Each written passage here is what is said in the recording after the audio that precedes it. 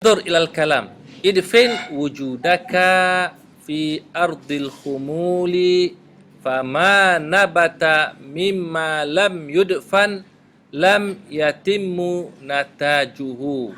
Ay idfin ayyuhal muridu. Anta ayyuhal murid. Idfin nafsaka ayya ay syuhrataha. Nafsaka yani syuhrataha, syuhrata nafsika fil khumuli alladhi huwa kal ardi lil mayyiti. Al mayyit kaifa naf'al bil mayyit? Nadfinhu fil ard. Alaysa kadhalik?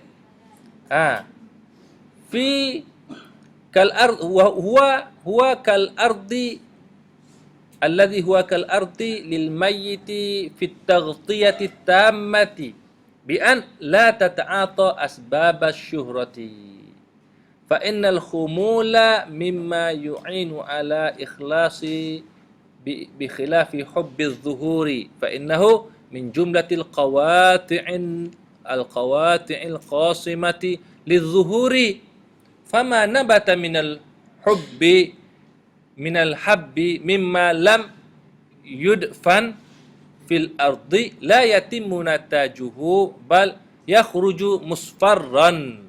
Wa kadzalika anta ayyuhal murid idza ta'ataita asbab asy-syuhrati fi bidayatika qalla an tufliha fi nihayatika. Wa min thamma qala rajulun li Bishr ibn al-Harith awsini faqala ukhmul dhikraka wa atib mat'amaka wa qala ba'dhum la tuslihu tariqatuna hadhihi illa li aqwamin kunisat bi arwahihim al-mazabil. Wa qala Ibrahimu ibnu Adham ma sadaqallaha man ahabba syuhrata walillahi durul qail ish khamilal dzikri bainan nasi wa warda bihi fadzalika aslamu fid dunya wa fid dini man asharan nasa lam taslam diyanatuhu walam yazal baina tahriki wa taskini. Taib. Al-kalam yata'allaq bi adami asy-syuhra. Apa maksud dia? Kata Syekh Ibn Athaillah, apa maksud di sini? Ini satu metafora. Tak? Syekh Ibn Athaillah mendatangkan, mengetengahkan satu metafora contoh perbandingan berkaitan dengan jiwa kita yang perlu dididik macam mana. Kata Syekh Ibn Athaillah, tanamkan kewujudan dirimu dalam bumi yang gersang, dalam bumi yang tiada kemasyhuran. Gitu. Al-khumul yang tidak masyhur lah. Kenapa?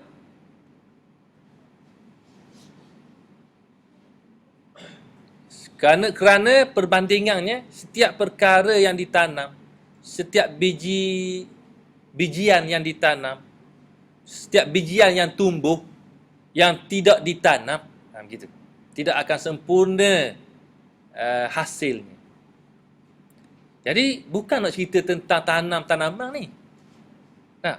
Syekh Ibn Athaillah bukan nak cerita tentang tanam tanaman, tapi Syekh Ibn Athaillah nak ceritakan tentang bagaimana kita mendidik jiwa kita. Jadi Syekh Ibn Athaillah kata, wahai murid, tanamlah dirimu. Dirimu maksudnya bukan tanam jasad kita dalam tanah, Maksudnya tanamlah kemasyhuran diri awak. Tak, kehebatan diri awak tu tanamlah. Kalau awak rasa awak hebat, kalau awak rasa awak lebih, kalau awak rasa awak masyhur, tanamkan benda tu. Tak. Tanamkan kemasyhuran awak tu dalam ketidakmasyhuran. Tak, nak terjemah mudahnya begitulah. Dalam hilangkan kemasyhuran diri kamu. Yang dianggapkan sebagai tanah bagi orang yang mati. Maknanya fil khumuli, dalam tanah, dalam satu tanah, dalam satu apa nama ni, tempat yang tidak dikenali. Diibaratkan seperti kita tanam satu mayat dan kita tanam, kita tutup, timbus dia dengan tanah sepenuhnya. Adakah kita nak tanam dia sikit-sikit, nampak kaki dia ke sikit, kepala dia sikit? Tak ada kan? Paling kurang 7 kaki. Tak, 6 kaki kita tanam dia. Okey. Maksudnya, jangan kita cari sebab-sebab yang membolehkan masyhur diri kita tu. Usahakan supaya hilang sebab-sebab yang mendatangkan kemasyhuran. Okey. Kenapa? Kerana keadaan suasana yang tidak masyhur, ketidakmasyhuran seseorang itu membantu seseorang itu untuk memupuk sifat ikhlas dia. Jadi, kalaulah seorang tu dia duduk pada tempat yang khumul, tempat yang tiada kemasyhuran, tempat yang tidak dikenali, maka sudah pasti dia tidak dikenali. Walaupun dia orang hebat macam mana. Awak seorang yang hebat, pergi ke tempat orang yang tak kenal awak, kehebatan awak tu terzahir tak? Tak zahir. Tak zahir. Ataupun awak seorang pelajar yang cemerlang, awak pergi ke tempat satu kampung, orang tak ambil kira pun tentang pelajaran ni. Awak datang situ, awak nak cerita bahawa awak hebat. Orang pandang tak awak? Tak pandang. Tak ada apa kan? Dan awak rasa macam mana? Awak rasa diri tidak dipandang. Mungkin tidak dihargai. Ataupun tidak dihiraukan oleh orang sekeliling.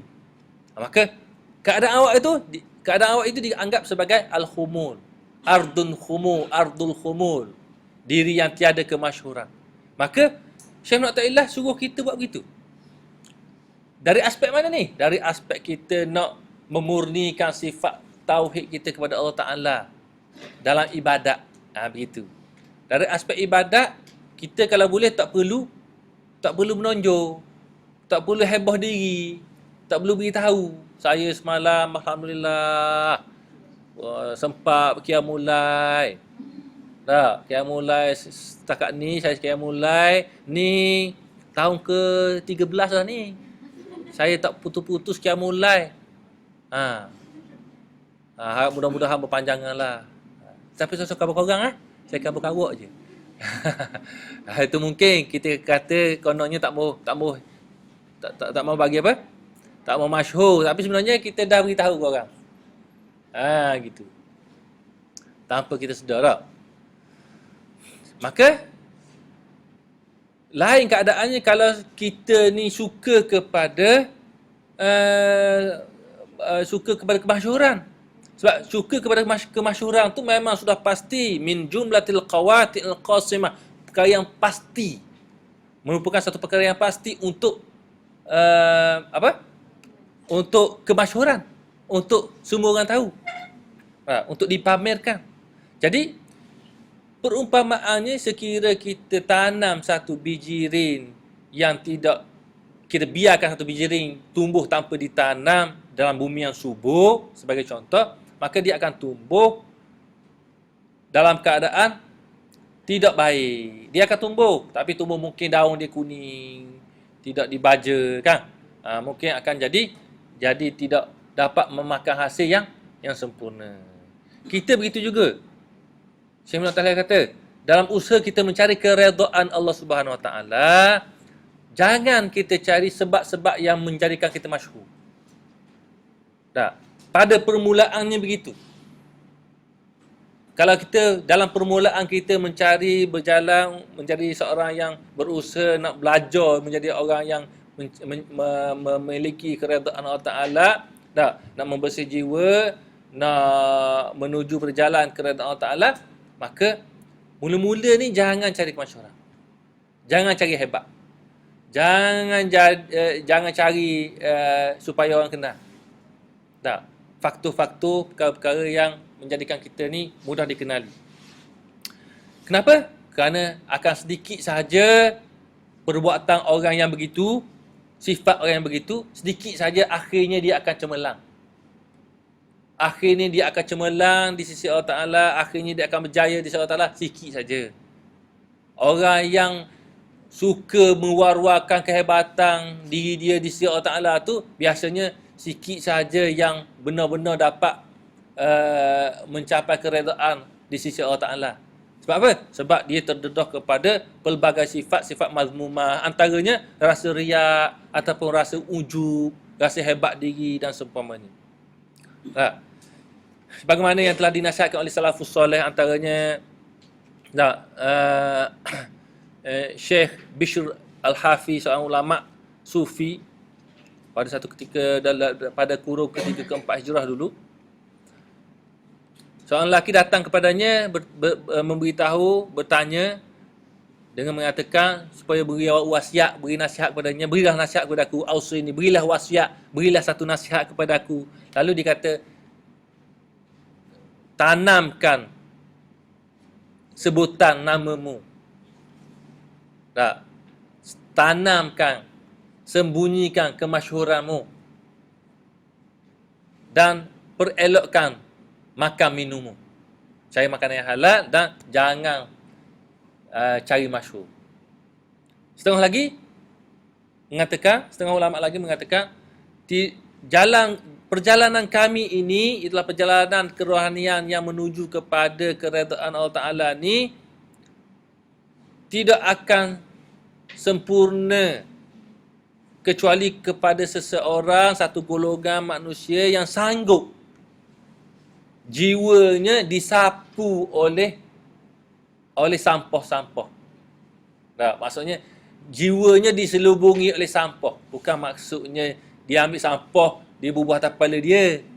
Bukan maksudnya dia ambil sampah, dia duduk di sampah, di tempat pembuangan sampah. Bukan maksudnya rumah dia penuh dengan sampah, bilik dia penuh dengan sampah. Bukan maksudnya baju dia busuk kohong. Tak? Busuk. Tak? Bukan maksudnya begitu. Itu hanyalah makna yang literal, yang tidak dimaksudkan. Maksudnya di sini tidak mencari kemasyhuran. Tak? Orang yang diselubungi dengan apa? Dengan sampah-sampah syarak. Jadi masyhur ke? Tak masyhur, tak ada orang nak dekat. Tak? Maksudnya hindari diri daripada sebarang bentuk kemasyhuran. Kata-kata ni maksudnya literalnya macam ke maknanya jadi kotor lah. Tapi bukan begitu. Maksudnya satu tadi, idfin wujudaka fi ardil khumuli. Maksudnya begitu. Nah, jadi sebagaimana kata Ibrahim Ibn Adham juga, seorang salafus soleh, mengatakan seseorang itu tidak akan menjadi benar hatinya dengan Allah Ta'ala sekiranya dia menjadi seorang yang suka kepada kemasyhuran. Orang yang suka kepada kemasyhuran, hatinya suka kepada kemasyhuran, maka dia tidak akan jadi benar dengan Allah Ta'ala.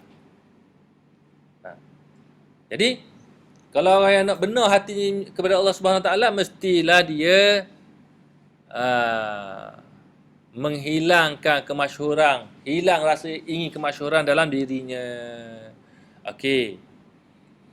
Dan dia jauhi diri daripada perkara-perkara yang mendatangkan kemasyhuran. Ini sebagaimana kata-kata pujangga syair, penyair, maksudnya lebih kurang, hiduplah kamu dalam keadaan kamu ini tidak masyhur dalam kalangan manusia. dan redalah dengan cara kehidupan begitu.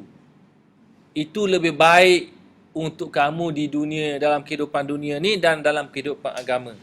Barang siapa yang bergaul dengan manusia, suka kepada kemasyhuran, maksudnya bukan tidak bergaul tu tidak berkawan langsung, tapi suka kepada kemasyhuran. Dia tidak akan selamat, agamanya tidak akan selamat, dia akan sentiasa berada dalam keadaan keluh kesah. Tak, tidak akan berada dalam keadaan tenang. Okey. Jadi ini antara makna umum yang boleh kita faham daripada nas Syekh Ibn Athaillah As-Sakandari yang ke sebelah ni. Okey. Cumanya antara maksud bila kita kata tanamkan diri kita dalam diri ketidakmasyhuran, nah, maksudnya seseorang yang ingin membentuk jiwa dia tu, kalau dia melakukan ibadat dalam khalayak ramai tanpa dia bersendirian, kebiasaannya fikiran dia berkecamuk. Fikiran berkecamuk. Kalau kita sembahyang di dalam masjid ataupun dalam surau, sembahyang sunat, kita sembahyang, orang lain tengok, ataupun orang lain tak tengok pun mesti orang ada ramai. Bagaimana perasaan kita? Mudah tak nak jaga? Nak banding dengan kita sembahyang seorang dalam bilik, tak ada orang. Dari satu aspek lebih mudah kalau kita berseorangan. Nah, tapi bukan bermakna walaupun kita berseorangan kita terselamat daripada sifat mazmumah. Tidak semestinya begitu. Tapi nak ceritanya, suasana yang zahir membantu ataupun menyumbang untuk membentuk hati kita. Kalau kita suka kepada kemasyhuran dalam ibadat, lebih susah untuk kita didik hati kita supaya ikhlas kepada Allah Ta'ala. Kalau kita duduk seorang dalam bilik, tapi kalau kita suka kepada kemasyhuran pun menjadi masalah.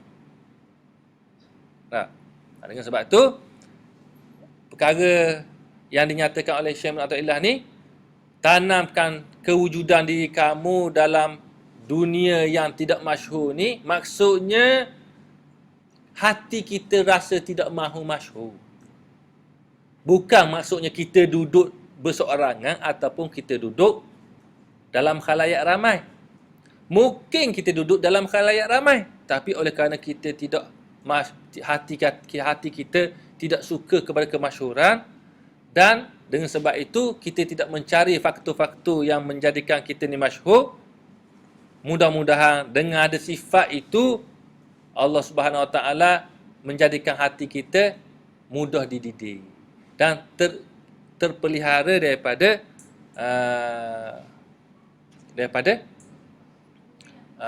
sifat-sifat mazmumah.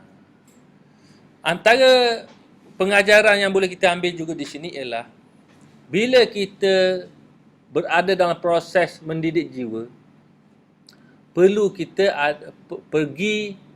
berada dalam suasana khulwah, dalam suasana uzlah. Nah, ini maksudnya. Sebahagian daripada maksudnya. Maksudnya, kita nak ingat Allah Ta'ala. Nah, kita nak mengingati Allah Ta'ala. Dalam keadaan hati kita sangat bergantung kepada lintasan ingatan yang lain daripada Allah Ta'ala. Kepada makhluk-makhluk. Makhluk ni maksudnya semua yang ada lah di hadapan kita. teringat pada tu, teringat pada benda ni, teringat pada perkara A, teringat pada perkara B, teringat pada kalau kita pelajar, teringat pada kursus kita tak siap, tidak teringat kepada assignment tak selesai, tidak teringat kepada pembentangan tak sudah, macam-macam. Teringat kepada ujian lagi, teringat kepada campur lapar perut lagi, siap kepada pinjaman tak masuk lagi. Tak, duit tak sampai lagi, macam-macam. Ha, tu makhluk lah tu. Bukan makhluk ni orang duduk depan kita, bukan. Bukan itu saja. Maksudnya setiap perkara yang kita fikir dalam fikiran kita selain daripada Allah Ta'ala, itulah makhluk. Maka, bagaimana caranya untuk kita hilangkan makhluk-makhluk yang ada dalam kepala kita ni ketika kita nak dalam proses mendidik jiwa kita. Kata Syekh Muhammad Ta'ala, tanamkan nafsumu. Tanamkan dirimu dalam tempat yang tidak masyhur. Dah. Maka antara tempat, maksudnya kita berusaha secara zahirnya mengasingkan diri seketika untuk kita berhadap diri hanya untuk Allah. Untuk kita berusaha mendidik diri kita. Nah, kalau kita nak nak mengingati Allah Ta'ala dengan pelbagai cara lah. Sama ada kita berzikir ke, baca Quran ke, ataupun sembahyang ke, ataupun sebagaimana yang disarankan kepada kita masa kita mengasingkan diri itu. Bila dah kita duduk dalam keadaan bersendirian tu dan kita melakukan latih tubi ibadat yang khusus untuk kita menghilangkan makhluk dalam fikiran kita, dalam hati kita, pada ketika itulah kita dikurniakan oleh Allah Subhanahu Wa Taala dapat mengeluarkan pelbagai bentuk makhluk daripada hati kita. Jadi bila begitu barulah kita hilang rasa, bertambah hilanglah rasa ingin masyhur dalam kalangan makhluk tadi tu. Nah, selesailah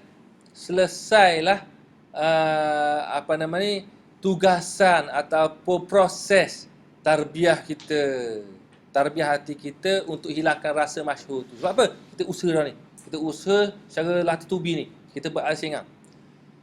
Sampailah hilang sifat kita rasa tidak mahu masyhur tu, kita pun keluarlah dalam kalangan manusia, keluarlah dalam masyarakat. Masa tu kita menyeru masyarakat kepada Allah Ta'ala dalam keadaan hati kita tidak mahu kemasyhuran. Dalam keadaan hati kita terpelihara daripada rasa ingin masyhur. Walaupun zahir orang lihat kita sangat masyhur. Walaupun zahirnya orang lihat kita ni sangat masyhur. Dunia kenal dia. Tapi hati dia tidak mahu kepada dunia.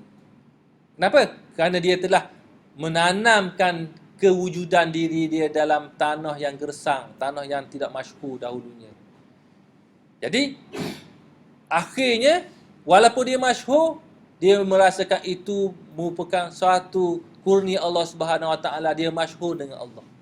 Dia akan merasakan dia tu masyhur dengan Allah. Dia merasakan Allah Ta'ala memasyhurkan dia, bukan dia yang nak masyhur.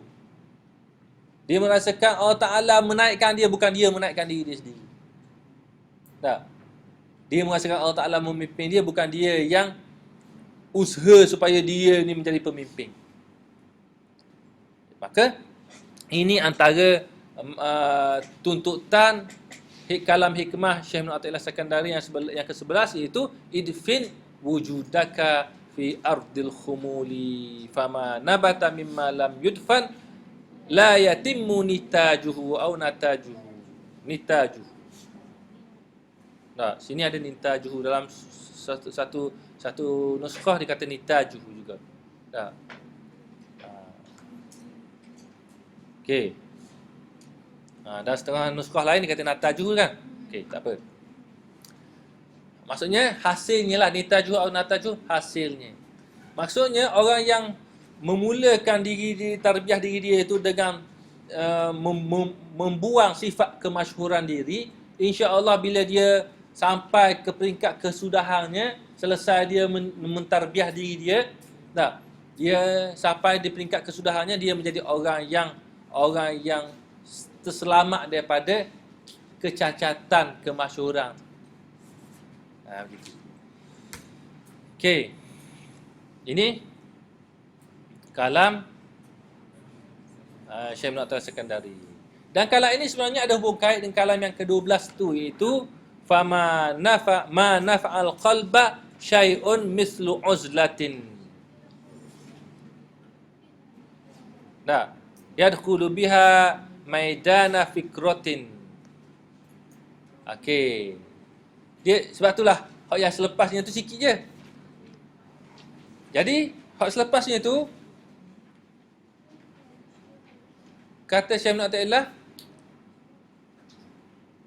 hati yang sentiasa diselubungi dengan al-aghyar, dengan makhluk. Al-aghyar maksudnya makhluk, menyebabkan dia tidak dapat mengenali Allah Subhanahu Wa Taala, tak kenal Tuhan penciptanya. Hati yang seumpama itu. Siapa hati yang macam mana? Umumnya hati macam kita lah. Hati yang sentiasa dikerumuni oleh pemikiran-pemikiran yang lain daripada Allah Taala. Itu panggil aghyar, jam'u ghair. Ghairu aghyar. Maka hati yang seumpama ini tidak dapat memberi manfaat kepadanya sesuatu pun yang lebih baik daripada uzlah. Nah. Yang mana dengan cara uzlah tersebut dia akan masuk ke maidan pemikiran. Dia akan masuk ke maidan pemikiran. Dia akan boleh berfikir. Berfikir ni maksudnya bukan berfikir sebagaimana kita faham umum, fikir secara umum itu, tapi maksudnya berfikir, melihat, memahami, mengenali kebesaran keagungan Allah Subhanahu Wa Taala. Jadi kalam ini sebenarnya dia kemuncak kepada kalam yang ke-11 ni ialah nak melahirkan kalam yang ke-12 ni. Dah, kemuncaknya begitu.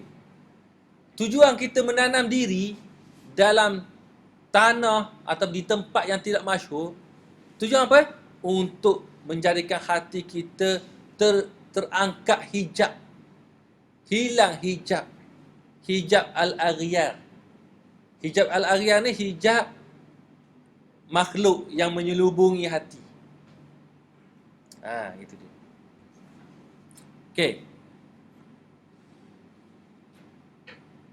Boleh kita sambung semula insya-Allah tentang sambungan ke kalam yang ke-12 ni insya-Allah. Okey, ada soalan? Yang berkaitan dengan konsep tidak masyhur ni. Dia bukan maksudnya ada setengah tu buat tajuk ni tajuk apa? Rendah diri. Okey, setengah tu dia buat tajuk rendah diri. Rendah diri ni kadang-kadang betul juga. Tak? Rendah diri ni sebahagian daripada kesan apabila seseorang tu tidak mahu ingin kemasyhuran. Tak? Jadi timbullah sifat rendah diri. Bukan rendah diri ni bukanlah rendah diri ni sifat yang zahir ataupun perbuatan zahir, kita tunduk je, jalan tunduk je. Yang lalu depan orang tunduk je. Tu perbuatan yang zahir, bukan sifat rendah diri tu. Nah, kalau orang cakap itu angguk bukan. Itu perbuatan zahir. Rendah diri ni bukan sifat hati. Sifat hati yang kesan daripada rasa tidak mahu timbulnya kemasyhuran, tidak mahu masyhur, tidak mahu rasa hebat, tidak mahu rasa lebih. Tapi kita dalam banyak keadaan kita rasa ingin kelebihan kan? Rasa masyhur. Kalau orang sebut-sebut aku bagusnya, hebatnya. Kalau orang kata aku ni baik bagusnya. Tak, suka je kita rasa. Jadi itu antara sifat hati kita. Dalam konteks kita mendidik jiwa kita untuk kenal Allah Ta'ala, kita pertama sekali mesti hilang sifat ni. Kalau tak hilang sifat ni, susah kita nak kenal Allah Ta'ala. Ataupun kita akhirnya kita rasa kita kenal Allah Ta'ala dalam keadaan kita rasa angkuh. Dalam keadaan kita rasa kita sombong. Dalam keadaan kita rasa kita hebat. Macam syaitan. Macam iblis. Dia rasa dia hebat, dia dicipta daripada api. Lebih hebat daripada Adam. Lalu diminta supaya sujud kepada Nabi Adam, dia tak mau sujud. Sebab dia rasa hebat. Sedangkan api ciptaan Allah Ta'ala, tanah ciptaan Allah Ta'ala juga. Maka apa hebatnya? Hebat dia rasa saja.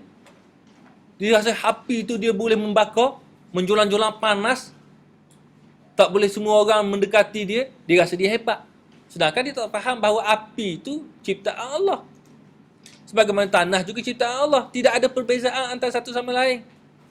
Yang membezakan hebat atau tidak ialah apabila Allah Ta'ala sendiri yang menentukan kehebatannya, yang mengiktiraf kehebatannya. Bila Allah Ta'ala mengiktiraf kehebatan, semua jadi hebat. Contoh, Nabi Adam. Inni ja'ilun fil ardi khalifah.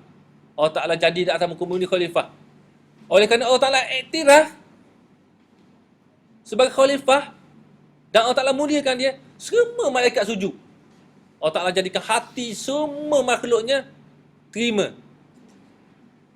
Tapi oleh kerana ada makhluk Allah Ta'ala seperti iblis yang tidak faham hikmah yang ciptaan Allah Ta'ala ni, maka dia tak faham. Dia tak faham kehendak Allah Ta'ala tu. Dia terhijab kehendak Allah Ta'ala tu sehingga kan dia tidak tunduk patuh kepada arahan Allah Ta'ala. Dengan sebab apa? Sebab dia rasa hebat. Dia rasa hebat, dia rasa ada kelebihan dia. Kesan, tadilah. Kerana kesan daripada kita rasa suka masyhur ni, timbul rasa nak hebat. Dengan sebab tu, Syekh Ibn Athaillah kata, tanamlah diri kamu dulu dalam dunia yang tidak masyhur. Jangan tunjuk masyhur lagi, jangan tunjuk masyhur. Tak perlu tunjuk masyhur. Masyhur tu kerja Allah Ta'ala. Biar Allah Ta'ala sendiri yang menaikkan kamu, menjadikan kamu masyhur di sisi makhluknya. Jangan kamu mencari-cari kemasyhuran. InsyaAllah, kalau kamu tak cari kemasyhuran, Allah Ta'ala akan kurnia padamu. Tapi kalau kamu cari kemasyhuran, Allah Ta'ala tak kurnia. Mungkin Allah Ta'ala kurnia kepada kamu kemasyhuran yang kamu nak tu, tapi Allah Ta'ala tak redha. Allah Ta'ala tak redha. Masyhur kamu di sisi makhluk saja, di sisi Allah Ta'ala kamu dimurkai. Buat apa? Kamu hebat dalam kalangan makhluk saja, tapi di sisi Allah Ta'ala kamu tak hebat. Buat apa? Dengan sebab tu, kita tanamlah diri kita. Usahalah kita menjauhi sebab-sebab yang menimbulkan kemasyhuran. Okey. Soalan?